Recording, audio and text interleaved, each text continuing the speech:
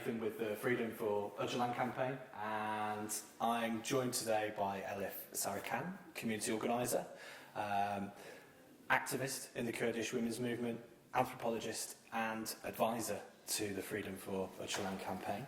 Elif, quite a lot's happened over the last couple of months in terms of big significant events for the labour movement in this country. I'm thinking of this sort of historic defeat that we've recently suffered. And of course, at the same time, we are now entering the third month of the so-called Operation Peace Spring, or Turkey's invasion of northern Syria. What I'd like to do today is really for us to have a conversation about what's been happening over these last couple of months, and then move on to a little bit of a discussion about current events, if that's okay. Sure. So if you could just kind of let us know what has been happening over the last couple of months. So, well, thank you for having me, Matt. As many people know, that on the 7th of October, 2019, so a few months ago, following what still is a mystery to a lot of us, conversation between Turkey's President Recep Tayyip Erdogan and the US President Donald Trump, there was a decision that seemed very abrupt and unexpected to many people, but in retrospect it seems like there may have been a bit more planning to it than we initially thought. There was the decision made or declared to withdraw US troops from the north of Syria. And the reason why I say north of Syria is because the decision, although, true to Trump fashion, it was announced on Twitter in a way that he was bringing troops home.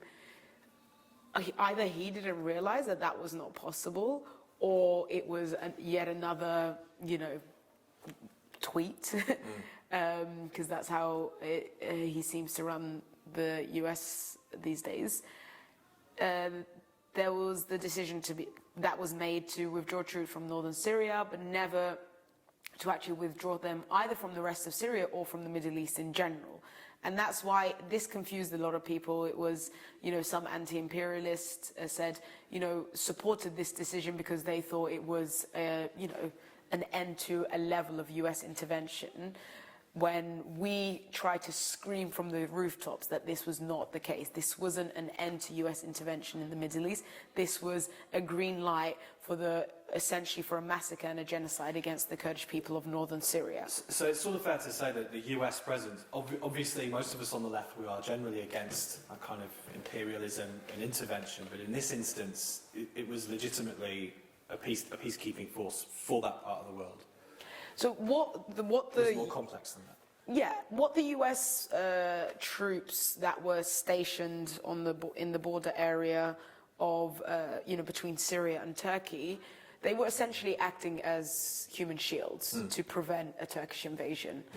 A Turkish invasion that particularly the Syrian Democratic Forces, the Syrian Democratic Council, the YPG and the YPJ, the concoction that fought and defeated ISIS, has been saying for years that if given the opportunity in any capacity, the Turkish state will invade Syria, northern Syria in this case, and will attempt to carry out a genocide against particularly the Kurdish people, but the people of northern Syria in general.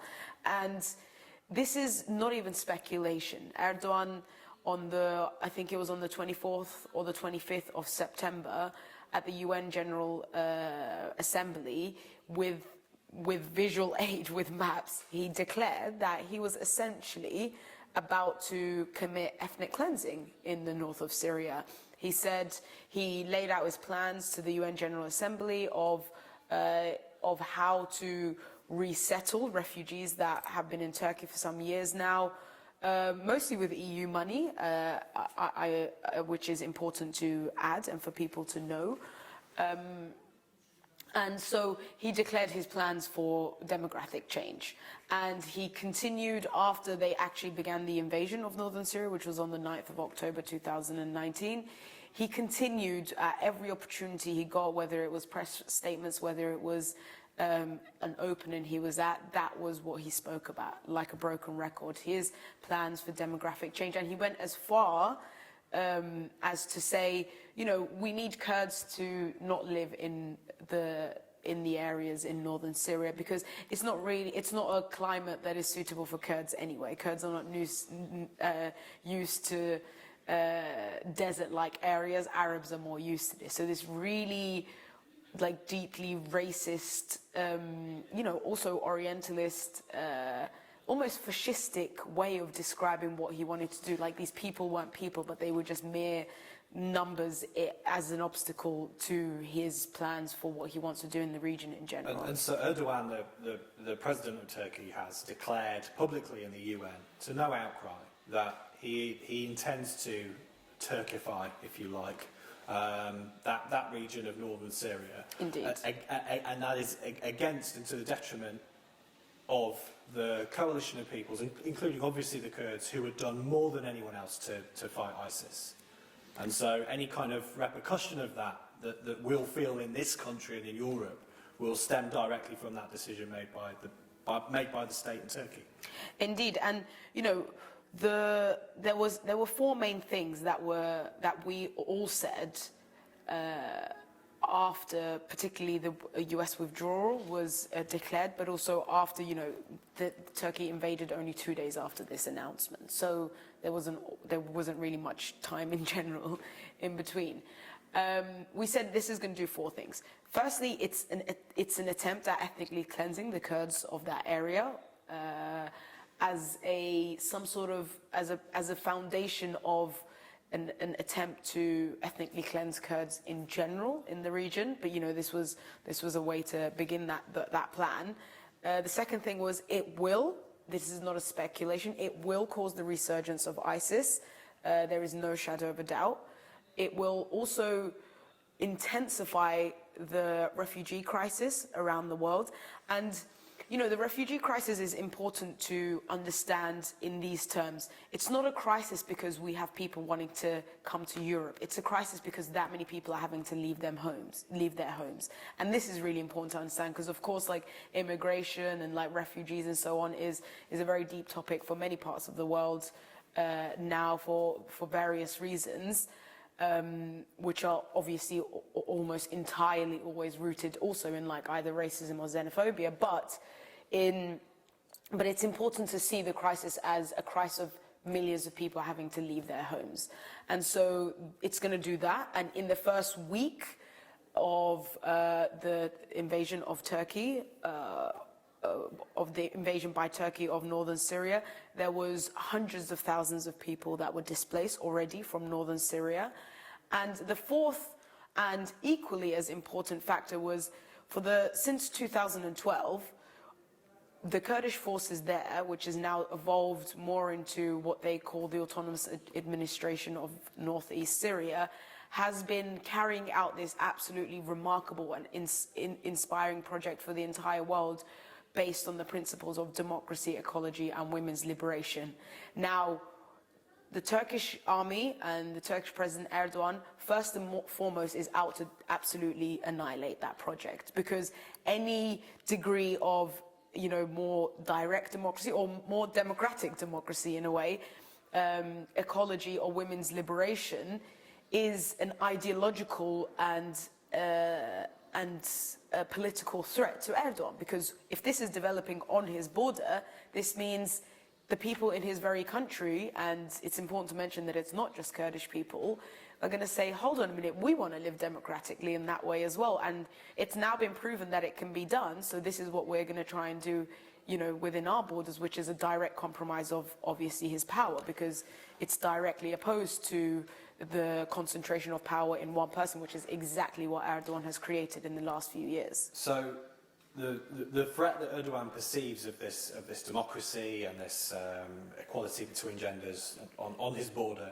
the trade-off for him, it is worth making Westerners less safe because of a resurgence of ISIS, if he's able to deal with that supposed threat, that perceived threat.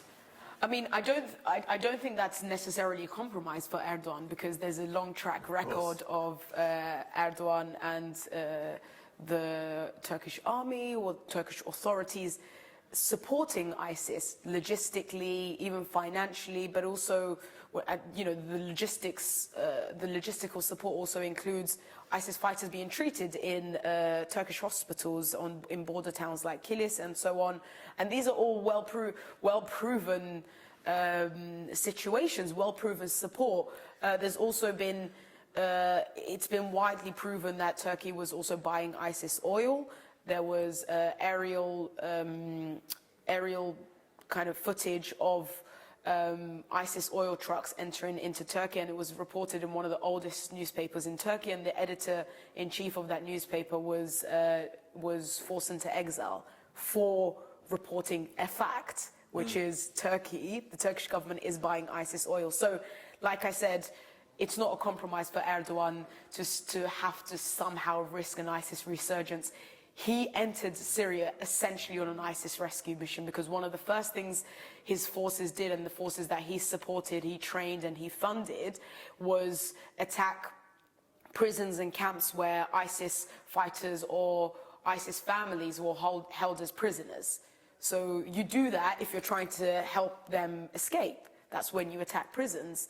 So all of this is proven, and all of this has a track record, and the Kurdish forces in that region have been saying this for years and years and years, from the very beginning. Erdogan, during the historic resistance of Kobane, where most people would have probably begun to hear about the Kurdish forces in northern Syria, Erdogan was making televised statements every single day, you know, almost like finding it difficult to contain his joy of Kobane just, you know, at the brink of falling to an ISIS siege. And then when the course of that war was turned and the Kurdish forces were able to push back ISIS from Kobane, Erdogan couldn't hide his sorrow, his sadness that the Kurdish forces had liberated Kobane from ISIS.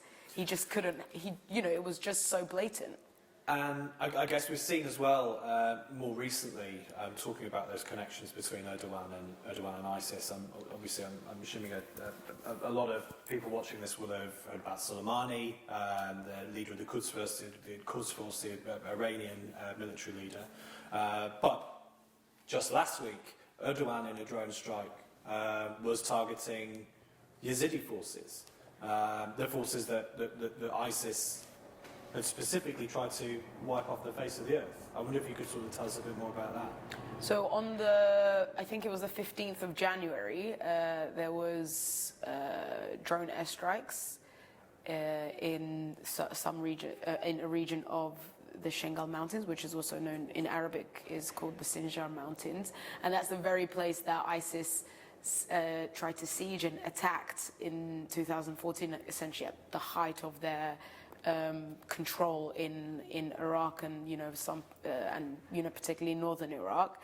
And so they obviously it was an attempt to kill as many people as possible, but what the Shengal People's Assembly has said, the Yazidi Assembly of Shengal has said, is this feels like a continuation of the genocide that was started and attempted against us by ISIS.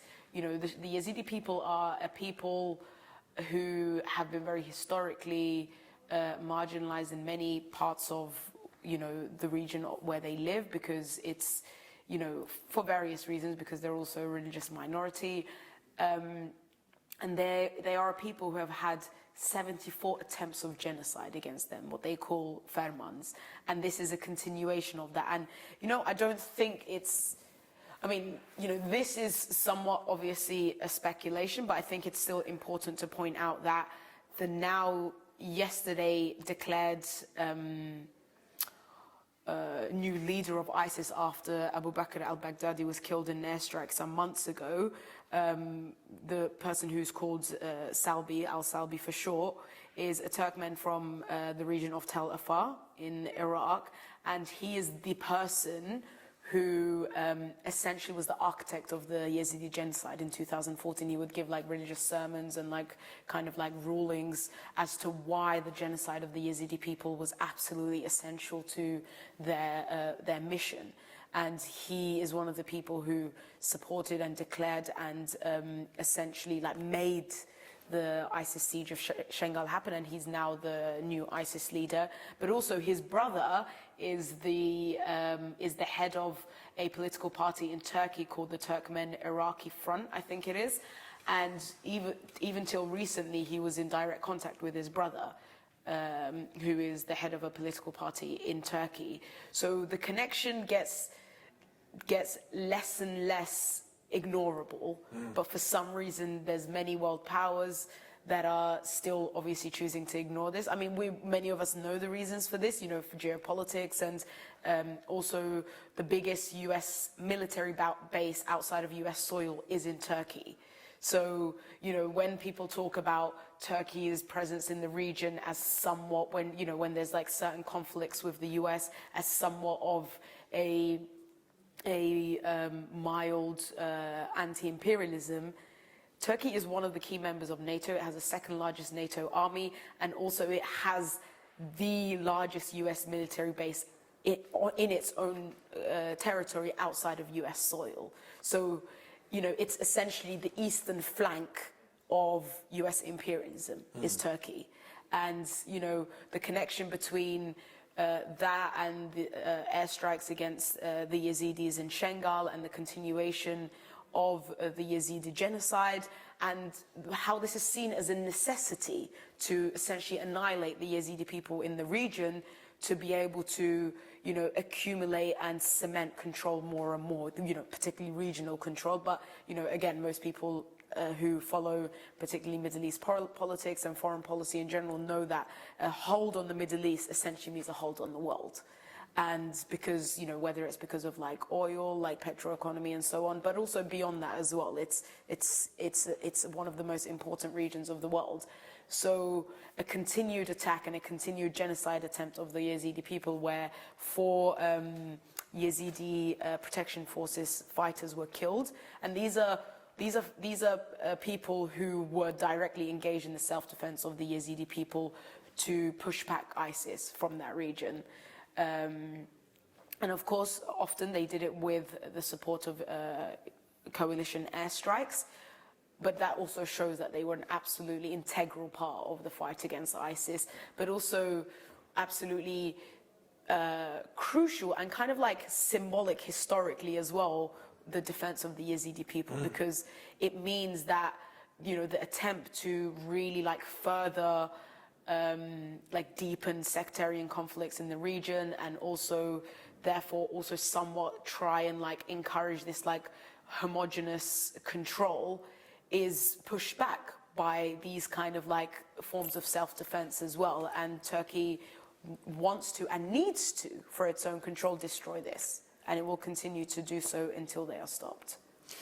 And of course they're now also becoming active in the Eastern Mediterranean. I mean, by which I mean Turkey, of course. And that's and is that driven by the oil economy? Is it driven by? I know before, when we were at the event marking the 20th anniversary of Abdullah Öcalan's imprisonment, there were a number of academics there talking about Erdogan's kind of grand strategy is a sort of neo-Ottomanism. They described it as. Is that what he's doing? Is it empire building? Is it much more about a kind of economic plan, such as we're seeing in the Eastern Mediterranean? I think, I mean, that definitely warrants a very long conversation about the conversation. But I think if we can put it as briefly as possible, it's certainly a level of, I don't know if the right term maybe is now to call it neo-Ottomanism, that this is how, you know, even I personally refer to it for a long time. But one of the last decisions the Ottoman Assembly made in the early 20th century was something called the National Pact, which was referred to as the Misak-ı Milli, which when you see Turkey and Erdogan now holding, and it's, even in some schools it's been like kind of like shown and like leaked of these like new Turkey maps, or which include the entirety of northern Syria and Turkey's borders, like going all the way down parts of Iraq down to Mosul. And, you know, obviously Turkey, you know, excuse or justifies its military invasions, particularly of northern Syria, as supposedly to combat terrorism, which it refers to as the PKK, which the only connection it's able to make with the PKK and other forces is a shared ideology, which is based on democracy, ecology, and women's liberation. So apparently, wanting to live a democratic, ecological, and gender equal life is terrorism. So that's also something to unpack, of course. But, you know, but if that's the excuse, then there's no PKK in Mosul. So, you know, it's borders wanting to stretch all the way down to Mosul. It's obviously this, like, going back to this, like, old school form of empire of needing territorial expansion to somehow, you know, kind of like impose authority and power as a regional but perhaps world actor as well. But also it's, you know, we've been talking about, many of us who talk about who try and understand and who criticize capitalism, of course, have been talking about capitalism in crisis for a long time, right? But when a system, an exploitative system, is in crisis, it's important to understand the absolute, there's opportunities for sure of, like, you know, coming up and implementing alternative ideas, but there are also deep risks of an exploitative system coming back and kind of like bigger and stronger, like in a more aggressive way. And this is what we're seeing, I think, around the world with, like, you know, a bit more traditional resurgences of the idea of empire, where nation states need new areas of direct physical exploitation. You know, it's beyond kind of like a global capitalism that has kind of run its course. Now many countries need, you know, in a way, a kind of return to statism Yeah. that requires a frontier. yeah, and like a kind of a necessary expansion of borders to be able to have direct access to exploitation. You know, there's been, of course, the exploitation of workers for centuries and centuries, you know, whether it's through kind of like global supply chains and so on, which, you know, countries and nation states can act or kind of convince themselves that they have a level of like separation from that exploitation. But that has also kind of, that level of exploitation is not enough anymore. They need to deepen that. And what I see happening with the potential expansion of Turkish state territory is also a new attempt, but also a, you know, direct control of anywhere means in some ways, you know, that you can stop alternatives from emerging. And this is somewhat in connection with the East Mediterranean issue of, you know, they have, which, I mean, talking about things in legal and illegal terms, I feel like, what does that even mean these days, unfortunately, because obviously the Turkish invasion of northern Syria was illegal, but for some reason the legality in that sense doesn't matter.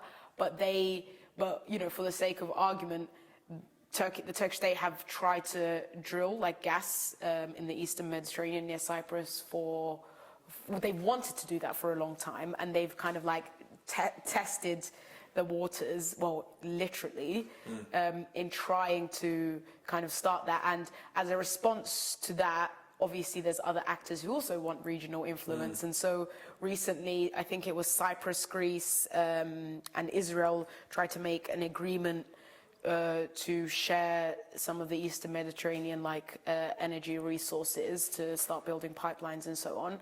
And then now I think trying to get Italy involved in this deal as well. So you see kind of like the battle between like many nation states of trying to control energy, trying to control resources, which in return for obviously for as long as we can remember also just means direct control as well and hegemony. So you see that that battle is about to intensify. That's also part of why Turkey has now sent troops to Libya. It's kind of in line with this, like, you know, what we spoke about, this neo-Ottomanism, but also it's about having control as far afield as Libya as well, in that sense. So things are about to get more messy than they have been for some years. Obviously, that's not just of interest to people who care about it from a moral perspective or a moral dimension, or just as an interest in something that's happening far away. That has a direct impact on people in this country, because instability there, instability around oil prices and the petro economy directly affects industry and jobs and all sorts of things in this country as well. There is a direct impact, other than the fact that just from a moral position, Turkey is a NATO ally, and it is doing these horrific things in the name of, under the umbrella and auspices of NATO. It does actually have a genuine effect to people in this country. It costs people potentially jobs. Instability is going to cost people. It affects supply lines, all sorts of things that don't necessarily immediately become obvious in the news.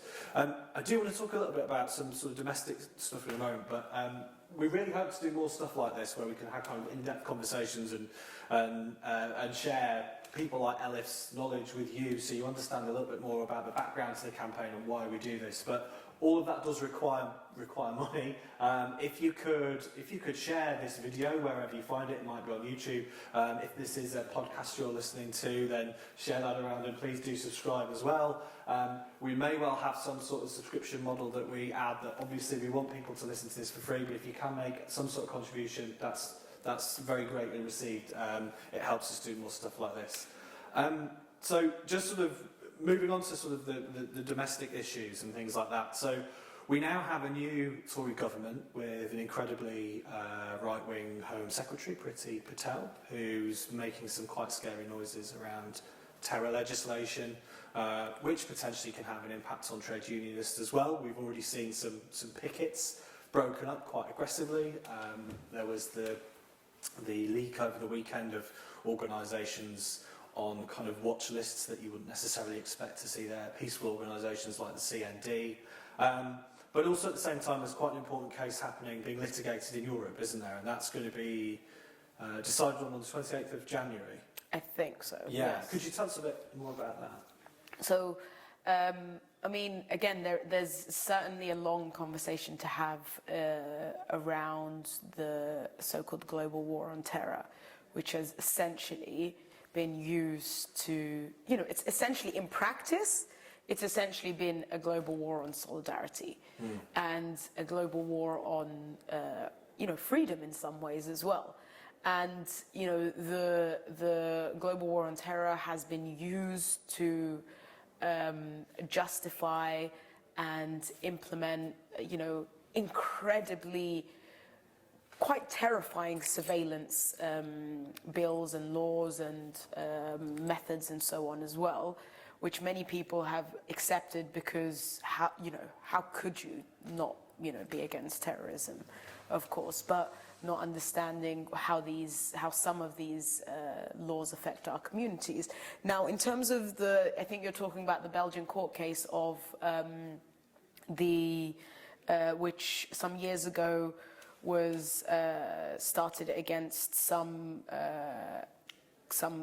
Kurdish activists, a few Kurdish kind of like diplomats and activists, people who do work in that capacity, and they were tried for being members of the PKK, which is, for people who may not know, is the Kurdistan Workers' Party. It's the party, the movement who essentially started the fight for Kurdish rights in Turkey in the early 70s, and also in 1984 started an armed struggle to further its fight for those rights. And in 2001, it was prescribed as a terrorist organization by the EU, by the US, and the UK, and therefore the UK too. And so it's but not by the UN, am I right in thinking? No, not by the UN. No. And so it's prescribed by the UK, and it's also prescribed in the EU. So there was this case that was taken to court in Belgium, which then through various legal frameworks, but particularly using international humanitarian law, which was used to prove that the PKK is not a terrorist organization, but a party to an armed struggle, a party to a conflict, sorry. And that would mean a civil war, essentially. Essentially, it would mean a civil war. And so there was like various categorizations and various definitions that the Belgian court kind of like that went back and forth on, and that was proven to be able to prove that the PKK is party to a conflict rather than a terrorist organization. And the Belgian court ruled that that is the case, that the PKK is not a terrorist organization, it is party to a conflict, and therefore terrorism laws do not apply to trying any PKK member. Because there are already laws that apply for war, there are rules of war. There are rules of war which also are within the frameworks of international humanitarian law. Now, if these individuals that were being tried, there was some, whether it was proof or whatever, that they may have been involved in war crimes. Now, that would fit into the framework of international humanitarian law. But terrorism laws didn't. It was ruled that terrorism laws don't apply to the PKK. And this was, of course, appealed by the prosecution, which was encouraged and supported by, of course, the Turkish government, which also, we have now found out that it was many of the meetings happened in the US Embassy in Belgium. Many of the meetings which was encouraging the prosecution to prosecute these Kurdish activists and diplomats. So there was a direct connection and involvement between Turkey and the US and so on in preparing this case and encouraging it and trying to obviously get a verdict in their favor. So this was appealed by the prosecution, this decision. It went to a higher court, which then ruled again that the PKK was not a terrorist organization and is party to a conflict. It was again appealed, and now it's at the stage of the highest court in Belgium, which once there's a verdict from this court, it can't be appealed anymore. Firstly, because they've just used up all their all the appeals. Yeah. And so the decision will be made next week. Well, this decision will be announced next week as to whether the Belgian, I think it's the Supreme Court will uphold the decision made by previous courts, or if it will overturn this decision. Now, of course, there's precedent for both of these that have happened historically for various different cases. It is unlikely for a court to overturn a decision that has been made by so many successive courts, but we will have to see. But it could happen. But it is a possibility, of course. But it will set a precedent. If the Supreme Court of Belgium also rules that the PKK is not a terrorist organization and it's party to a conflict, it will be an incredibly historic precedent. Now, there have been previous cases around kind of assets and so on that are seen to be PKK assets in parts of Europe that have also been overturned. But this will mean that there is no legal basis to prescribe or remain for the PKK to remain on the list of terrorist organizations. Now, we know that doesn't mean that will mean that the PKK will be taken off that list, because also, again, it's widely known that these organizations don't make it on that list for legal reasons anyway. Mostly it's political reasons.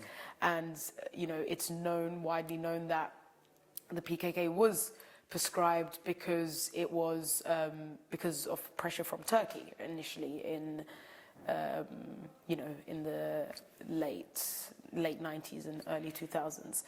So we're going to have to wait and see for that decision. It will be an important decision, of course, but we will have to see how that could be translated and applied to other parts of Europe, particularly, in our case, the UK. But also how that can be used as a precedent in the UK for other forms of organizing that, you spoke about the list of symbols. This is an absolutely terrifying trajectory of, supposedly counterterrorism where, like you said, the organizations like CND, which is literally against nuclear weapons, is somehow seen as qualified to be on a watch list within the framework of counterterrorism. And we've seen counterterrorism laws in this country being used against kind of fracking protesters and things like that. I mean, extension and creep, as it were, of the use and the application of these laws is a significant thing. Yeah, and now we're seeing these terrorism laws also try to be applied more domestically in a way that, the powers that will now be given to the police and so on, which will, always affect communities that are already over-policed and over-criminalized anyway. So there's an important there's an important discussion and an important fight to be had there in making sure, of course, we want this country to be secure and safe. We care about the national security of this country. I personally care about the national security of this country because people I love live here. I live here. So, of course, I don't want, you know, any compromises of the security of this country because it may affect someone I love. It may affect me. It may affect people around me, you know, even in like a most basic personal sense. But, you know, nevertheless, when the national security of a country is compromised, unfortunately, it's more often than not affects, you know, innocent kind of like people who are just going about their days. So of course I care about this. Of course many of us care about this, but there's an important discussion to be had for that for the national security of this country not to be used as an excuse to further crack down on over-criminalized and over-policed communities that have already been disproportionately affected by many of these policies. And as we've seen as well, there's a chilling effect in particularly with Erdogan. Anti-terror legislation does end up being used against trade unionists in Turkey. And it certainly seems like this is something that Priti Patel could explore. It's not outside of her ideological framework. Yeah, I mean, there's already been, you know, many decades long attack on, you know, laws that have historically obviously protected trade union organizing and workers' rights and so on. And that is, you know, the trade union movement of the UK is absolutely and deeply crucial for, you know, a progressive future of this country, but also internationally, because what happens here does affect other parts of the world as well. But a democratic trade union movement, because sometimes what we do as well is the more there's attacks from the outside, the more we kind of like go into our own, we become more insular, and sometimes the becoming insular means like becoming less democratic. But I think the more there's attack, the more we need to be bigger and bolder about the democracy of our movements and how we organize well, because the more democratic we are, the stronger we are, and the less possible it is to essentially penetrate like our ideas and what we do and what we're trying to fight for. And you know, the UK trade union movement has a long history of particularly international solidarity that has set precedents for many parts of the world, and I think it certainly has the capacity and the ability to set many precedents in terms of internal democracy, in terms of external democracy, and how we grow as a people, and also to fight the racism and the xenophobia that we're seeing being like, you know, used to divide communities again. And for us to once and for all to say the people that will never be on our sides are the billionaires, of course, but also the people that will never be on our sides are the people who are trying to divide us. And that's an important, just basic human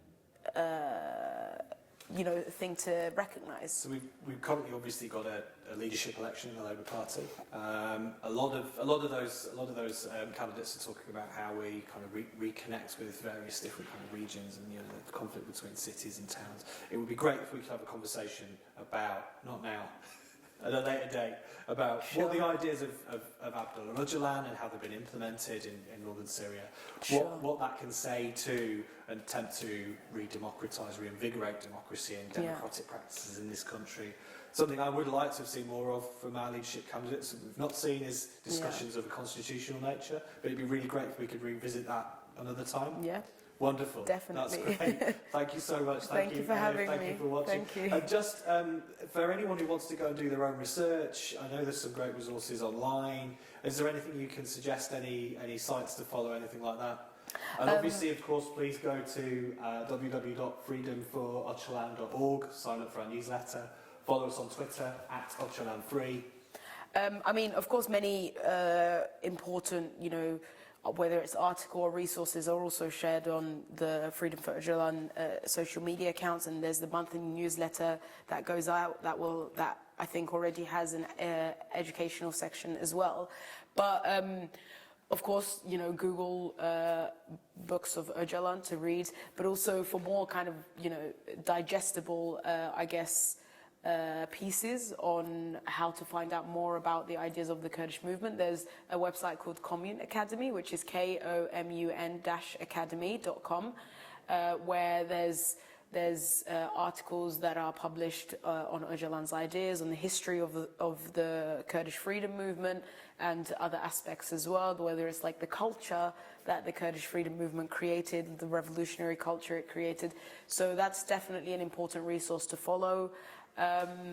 And also for more up-to-date news, there's ANF News, which is one of the most updated.